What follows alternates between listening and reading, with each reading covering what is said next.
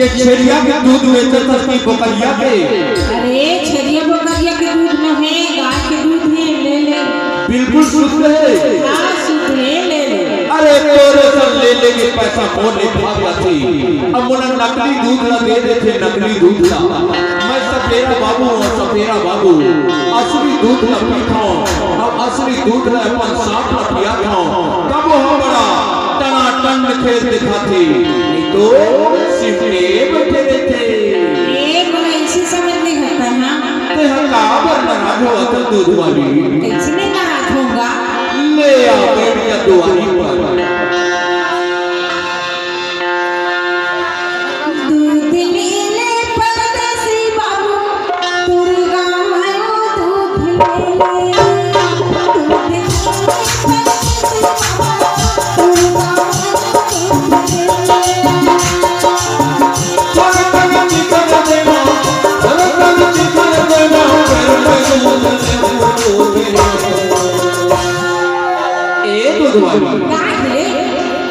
दूध ले भुवन के दूध हमारे गाँव में दूध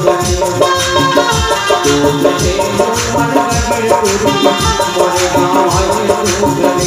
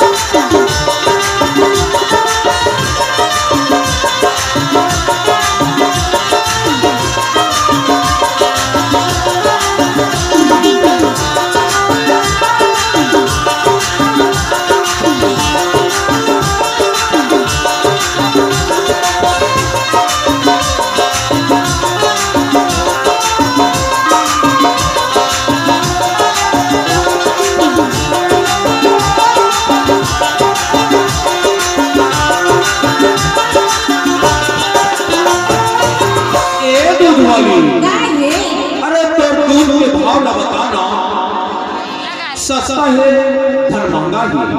बड़ सस्ता है गा, ले ले। अब बड़ सस्ता ही। हाँ। कई रुपया पावे दसो वाली तेरे उधारी पैसा दे हमारी, तेरे उधारी पैसा दे हमारी।